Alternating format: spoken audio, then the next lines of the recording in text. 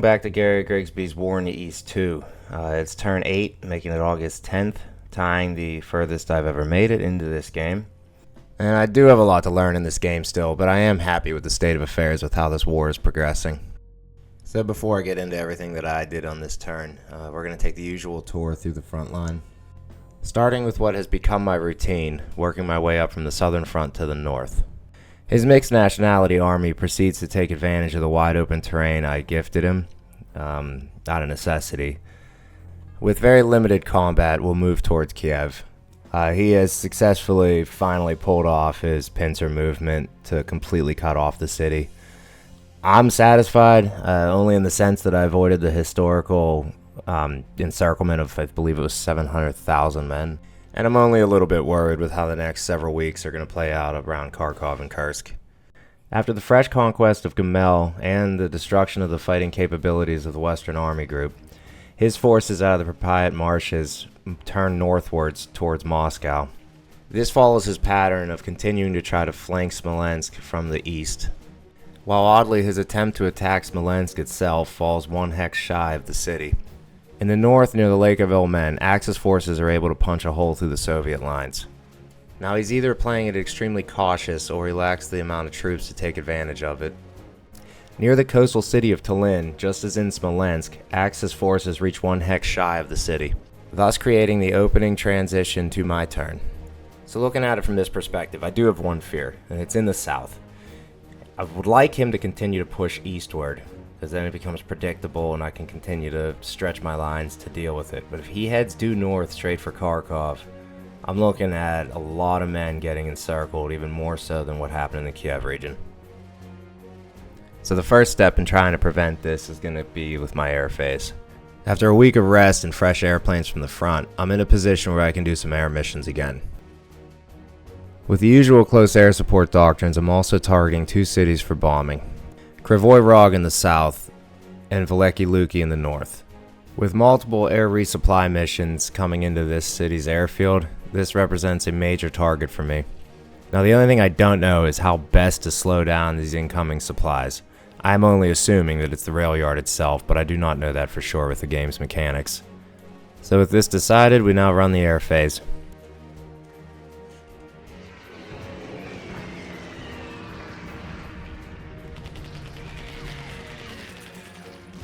So as the campaign runs, the interceptions around Veliki Luki are to be expected, but enough of my bombers appear to be getting through. The attacks in the center here, the recon, and this is just minor stuff to try to slow them down.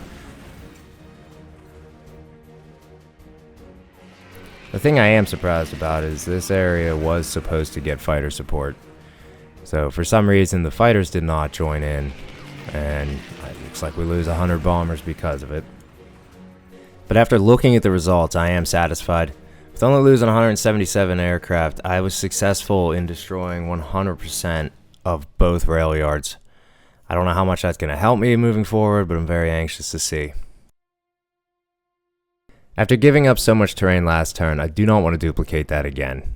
Unfortunately though, the terrain is not congruent to any form of defense right now. And the state of affair of my army in this region is pretty bad, to be totally honest.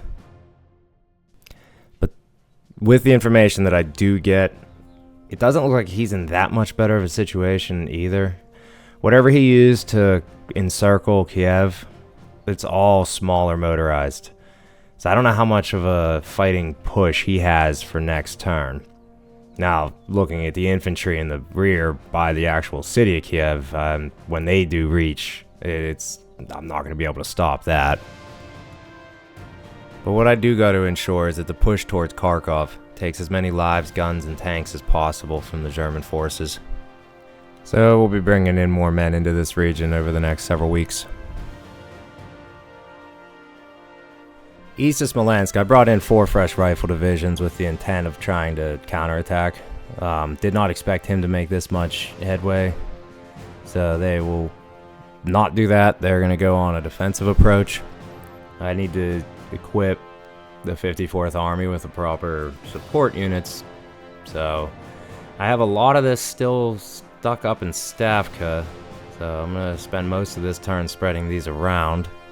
I will admit it's something I've been neglecting to some extent, which would probably explain why where I'm expecting higher fort levels to increase week by week has not really been happening. But looking at this immediate area, I gotta take advantage of this river and the swamps and the little bit of terrain defensive bonuses I am gonna get to try to protect Darrell in case he tries to push through there. Because I obviously have nothing behind this, at least yet. But using these fresh new units, along with the units at the supply depot that actually did get favorable die rolls in between turns, I'm able to thin my lines out a little bit, but provide somewhat of a defense here. I'll be anxious to see how it holds. But looking closer to the northern area, the breakthrough that he did make, it appears to me that he's being cautious here. I maybe I'm reading it wrong, but I feel like that Panzer Division and that mechanized, the two that are worth 5, could have moved up forward. But since they did not, it allows me to move my infantry out of that potential encirclement, so that at least saves another 20,000 or however many are left in there. Seeing the whole front here, I'm going to continue my slow retreat, and I'm going to abandon 2 of the fortified regions I built along the Narya River. I'm going to focus on the 3 northern ones, and then I'm going to shift my line accordingly. This allows me more units, less terrain to defend, and then hopefully I can stop his advancement along the Lake Ailmen. My options here are fairly limited, and I'm still kind of skeptical on how much these militia units can actually do in combat. So far it hasn't proven too well, but I am finally starting to get a decent command structure up here.